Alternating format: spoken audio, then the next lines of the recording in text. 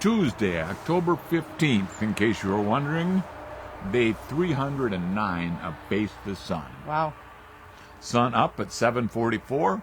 That's what time it is right now. And goes down this evening. Oh, man. I've got arrows all over here. Goes down this evening at 6:42. Does that look right? Yep. Sun up, 7:44. Sun down, 6:42. We'll talk weather and birthdays. Probably won't talk sports at all today. I can't imagine that we would. Roman numerals. Okay. Did you study them when you were a kid? What you looking for? Well, this isn't. Huh. That's not one of them. We did that one last night.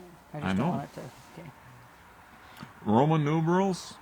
Children and TVs in their rooms, question mark. Here's a crazy story about the horses in World War II. Man, they did a lot. We did a couple stories on them. Well, not these. These are the Lipizaners. These are like fancy Big. trained show horses. Sure. Yeah. And car colors are so cool these days, and some great songs about your mom or your mama, depending on how you were raised. So, there you go. There's a freeze warning out around the neighborhood right now, Yeah. and a fire weather watch this afternoon. Cow, darn it. Maybe the freeze will freeze the fire. Fire and ice, huh? Good morning, Karen. Tyler. Hi, Karen. And 28 right now. High today, 54. That won't be so bad. 54 is all right with me. The more clothes we put on, the farther apart we have to sit. That's really true. I don't think this landscape setting will cover us. Hi, Rita. Morning, Rita. Let's see. What were we talking about? Oh, 54 today, 65 tomorrow, 71 on Thursday, 71 on Friday, 65 on Saturday. So you got her made for weather. This is your time of the year. I like colder weather. Yeah. I don't know that I like. I mean, I guess I get Well, along. yeah, I couldn't find my snow pants. Yeah. Snow pants are They're so probably nice. in the closet downstairs with the other snow gear, but I didn't go downstairs. Yeah, but you can't go every place. Wade L. Flicky. Happy birthday. Good morning, Carrie Lee. I thought I saw a Carrie Lee in there. You did. Yeah. She just went by up. And again. hey, Delisle Oh, Kruger. Delisle. What, you got the day off, Delisle? Okay.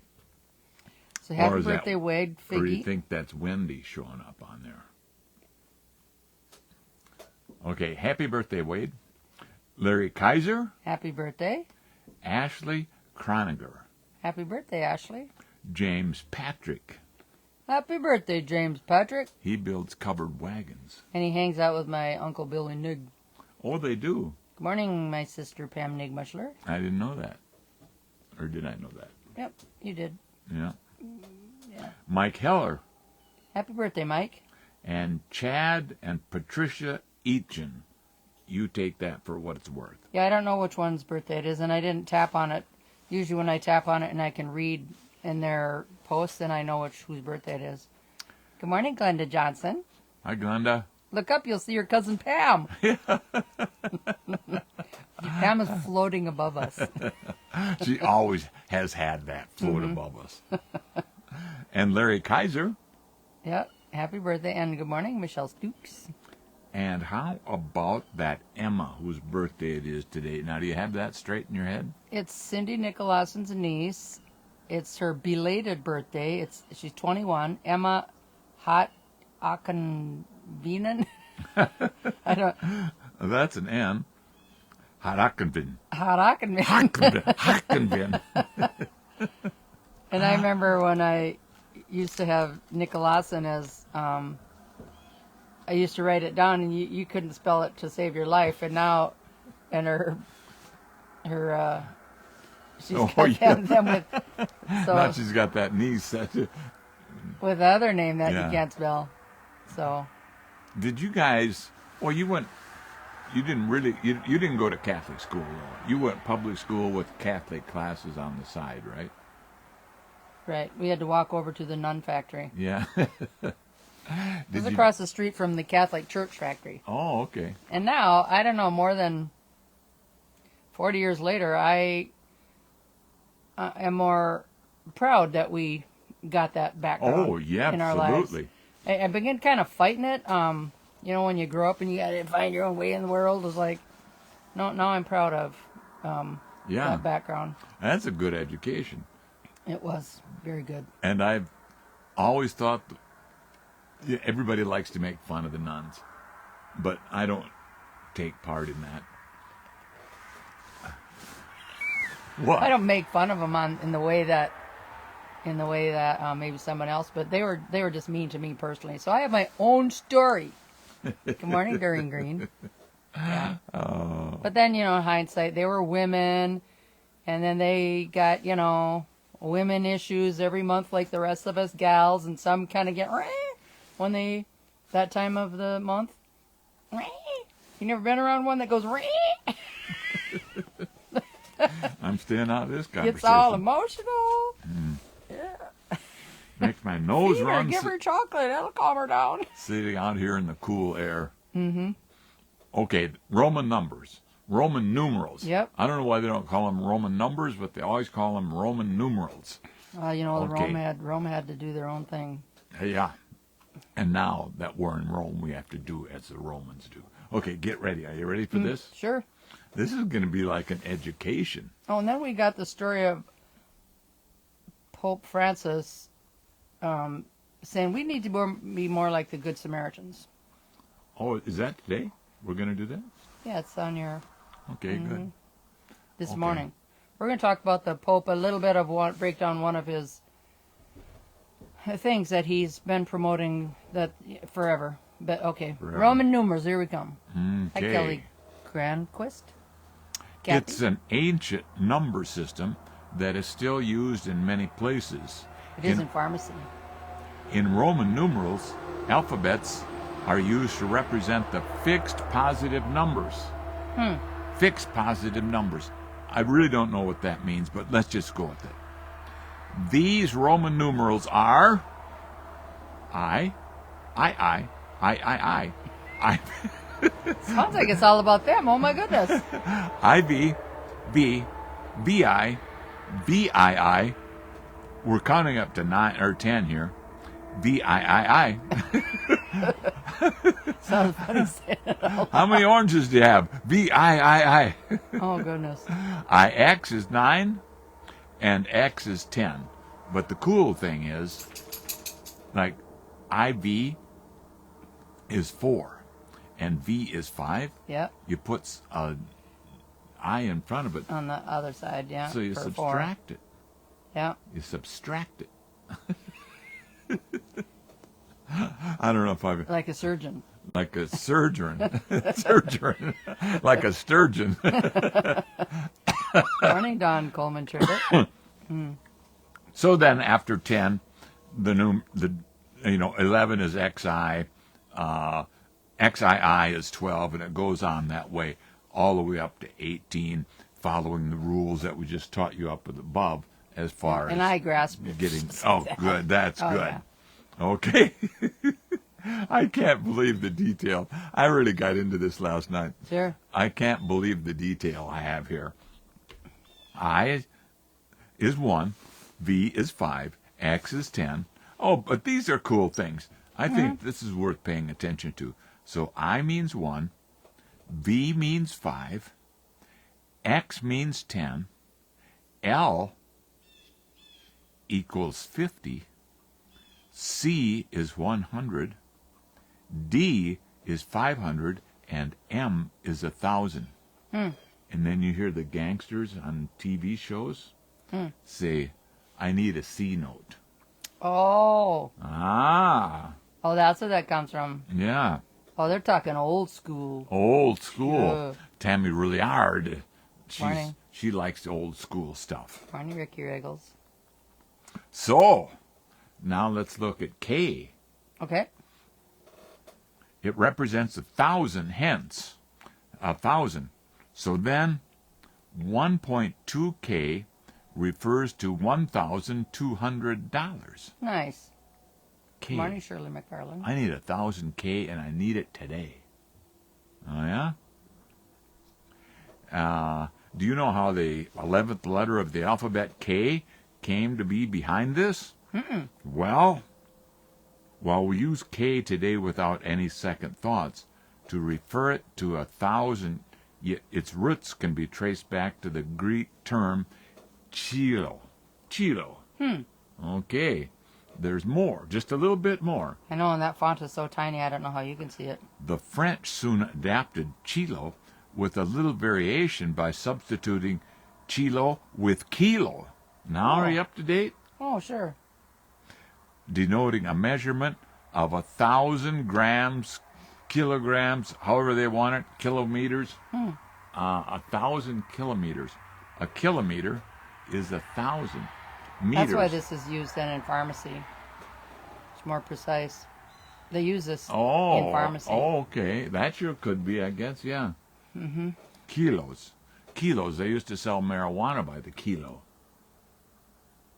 It was supposed to be 2 pounds. And I'm in the dark. Me too. Hi, Lori Bennett. Let's go to the Pope Paul's Hi, story. Lori Bannon, did you say? Lori Bennett, yep.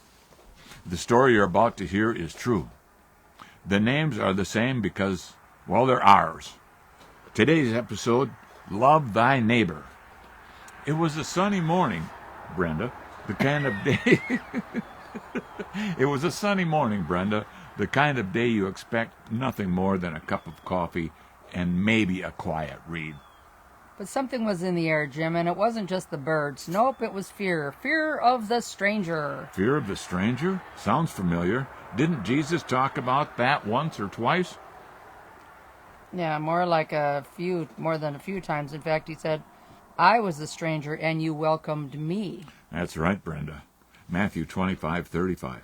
I remember, and yet I keep hearing about the walls and people keeping people out. Doesn't sound very welcoming, does it? Not really. Jesus didn't exactly tell us to build walls to keep people away.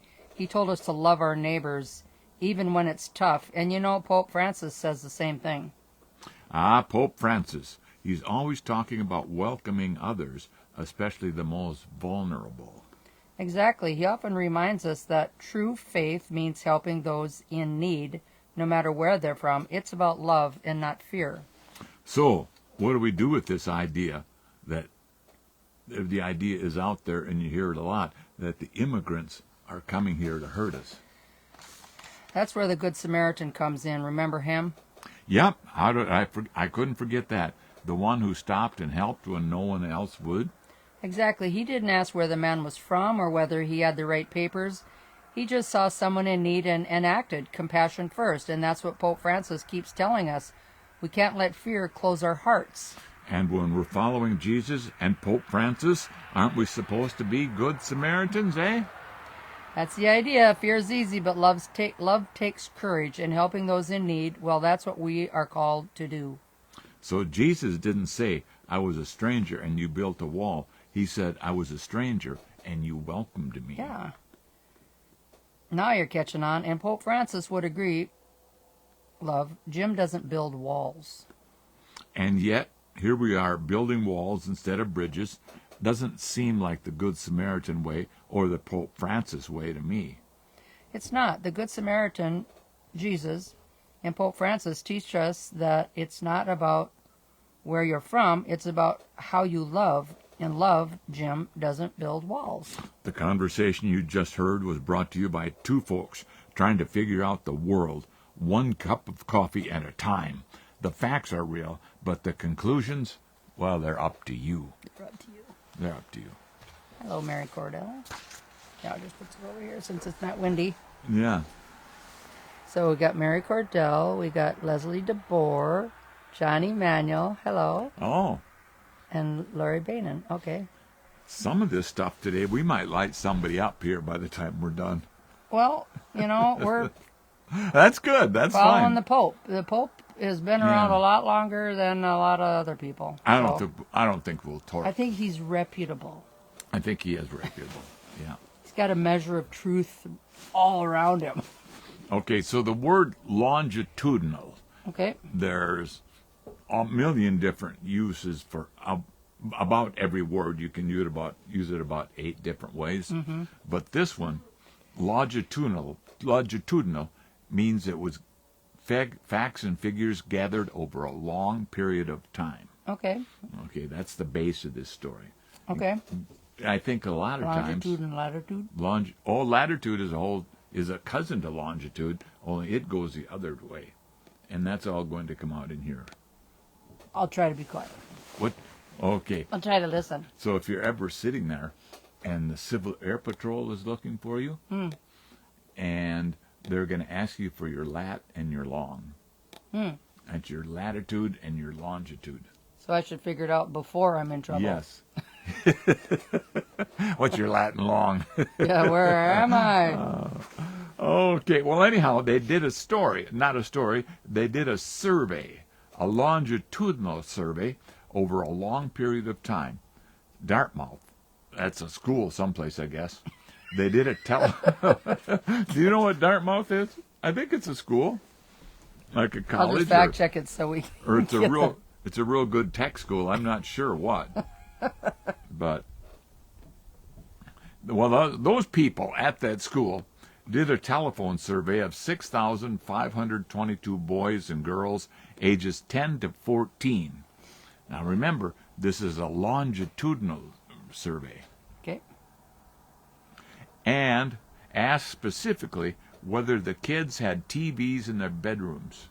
The first survey was, do you have a TV in your bedroom? That was a big part of the questions.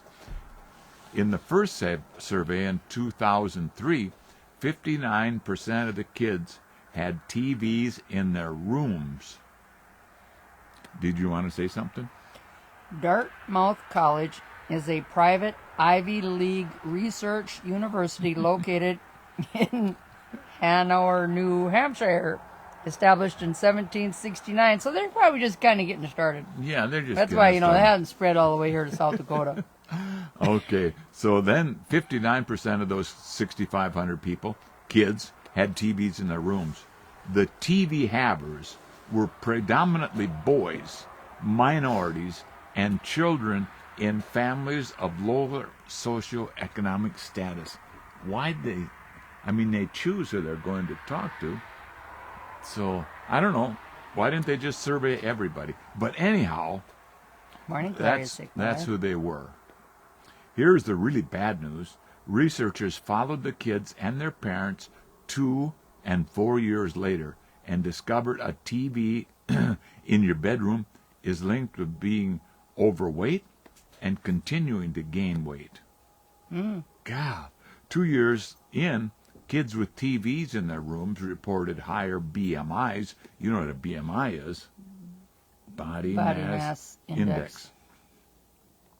After 2 more years, their BMIs had grown again. And what's particularly noteworthy, they say, is that obesity isn't linked to the hours of TV being watched. It's the presence of the TV in their room. What kind of a deal is that?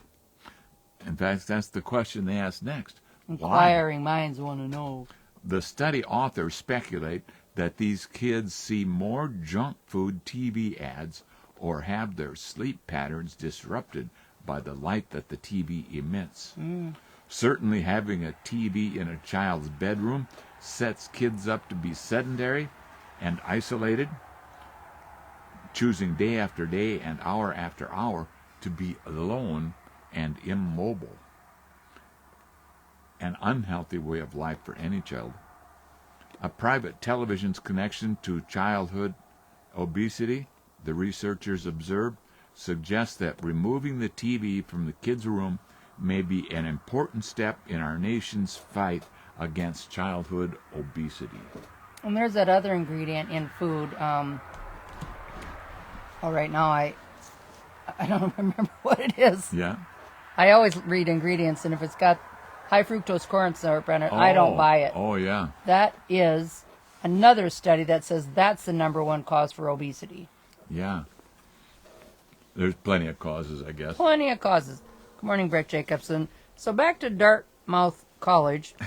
The campus spans 269 acres and emphasizes undergraduate education, while offering graduate programs in various fields, including business and medicine. Dartmouth is known for its strong athletic programs and vibrant campus traditions, with a total enrollment of approximately 5,800 students. Wow, that's a big school. That's what's the population of Millbank? 3,500. So, Yeah. bigger than Millbank. Yeah. Good morning, Lane Winker. Say something that makes everybody look that way. I got to blow my nose. Look that way. Look up. It's cold out here, kids. I know. With the end of the war in Europe, just days away, one of the strangest episodes of the entire conflict unfolded along the German-Czechoslovakian border. This says so much about people. Are you ready? Yeah. More than 350 American soldiers had just fought their way through enemy lines to reach the town of Hostal, the settlement which was still in the hands of the Wehrmacht. And the Wehrmacht were those cruel, they were scary German soldiers. Oh. The Wehrmacht. Look how they spell it. You'd never get Wehrmacht out of that without a pronouncer. Well, more German. Is this back in Hitler's time? Yes. Right bullseye. Absolutely. Wehrmacht soldiers, and it was a home to a treasure trove of considerable value, several hundred Lipizzan horses. And those are those big, pretty horses that they can train, and they do all kinds of cool things. Yeah, they're pretty cool. So here, hi, good morning, Cindy Nicolason. So here we got Brett J. Our governor made sure South Dakota and Hamlin proud. The president even played Ave Maria to pray for the people with health issues. So moving to see him reach out to Catholics in this way. And what state let me see who this That's is. South Dakota. Brett Jacobson. Oh, That's, he's got to be in Minnesota, because he called his governor a him. And our governor is a lady. made sure South Dakota and Hamlin County proud. The president played Ave Maria to pray for the people and health issues. The president? No, our governor. And the president. Yeah, where's that at? Send me a link. Yeah, that's cool. There's something about Brett. He's easy to like. I don't know him, but... Well, we know a bunch of Jacobsons. Yeah. Yeah. But he's one of those people that... just see how he ended his message here? Yeah, with a whole bunch of emojis of hands praying and hearts and presents. Popcorn? And put some popcorn in. Fire and the flag. Yeah, nice. Oh, was that a flag? Okay. Not popcorn. Oh, look at all those flags. Yeah. Okay. You missed a couple. You just went by them again. Oh, last night's town hall. Oh, I don't know where that was. Oh, okay. So is that televised somewhere? Last night's town hall, I suppose. Yeah. But I need to know where it's televised, so I want to listen too. Yeah. Okay. All right, get ready. Lipizzan horses we were talking about. Morning, Wildcat. Oh, now we've disappointed Brett. The governor hosted and you didn't know? No, I didn't know. No. I didn't know. Good cold morning. I was working on the show. I didn't know I was working on the show. Good morning, Mike Andrews. Well, anyhow, so they had all those horses over there, and here are coming the bad guys. The famous and extremely rare animals had been seized by the Third Reich, part of a bizarre wartime cattle breeding program. What? So they go over and they seize these horses in their cattle breeding program, or maybe they thought they were going to be cowboys. I don't know. They were fearing for the horses' lives. the German officer in charge of breeding sent word to the Americans that he and his men would surrender all at once if the U.S. Army promised to rescue the horses. There's a lot of good popping up in this story. Sure. A cavalry unit from Patton's 3rd Army said, absolutely, we want that job to rescue the Lipizans. The mission, which had been dubbed Operation Cowboy, would have seen U.S. troops, along with a motley collection of liberated Allied prisoners of war, and a real Cossack that was living in the neighborhood. He joined them, because Cossacks, they love a good horse. And then also there was a platoon of turncoat German soldiers, some German soldiers who said, we'll help. It was a race against time to get those priceless horses to safety, all the while fending off attacks from the Legion of the Waffen-SS. And they were stormtroopers, like real stormtroopers, bent on the destruction of the horses. Cow. It's a true story, and there was a book written about it. It's called Ghost Riders. I've heard of that, yeah. A new nonfiction book by Mark Felton. Ghost Riders. Author and historian, okay. Yeah. So, hi, Tony, Tracy, Randall Ronke. And then Doug Block says, here it was Miss Lee, a dance party with Governor. Britt Jacobson, the Lipizaners, Heart. Mike Endries is watching. And good morning, Wildcat. Governor hosted and you didn't know. Well, you know, we're kind of out here on our own. No, we didn't know. We're on our own. We'll admit to it freely. Okay, so we took care of Tracy. We said good morning, Tracy. And now And then time to go in. Those horses all lived happily ever after. Oh, nice. Okay. But send me a link and I can watch it. I don't know where stuff is. Yeah. We don't have regular TV service. But we have Facebook and we have YouTube. So if stuff was uploaded there, you send us a link, we'll watch it. The governor We'll report on it. Yeah. Okay, good. Okay. That's fine. All right, thanks you guys. It's cold. It is cold out here. Okay. Little frost on the pumpkin. Hello, country bumpkin. How's the frost out on the pumpkin? Okay. That's it, kids. That was fun. Let's do it again tomorrow. Tonight? Oh, no, this evening. Tonight, where's the weather app? Yeah. Tonight, so sunset is at 6:42, but we're out a half hour before that. Yep. 6:42, so 6:15, not 6:12. I don't know. Lon Catroni just came sliding into home. You're safe, Lon. You're safe. You made it. Good morning. You saved. You scored one for the home team. That's it. Thanks, Okay. you guys. Yep. See ya. Let's do it again.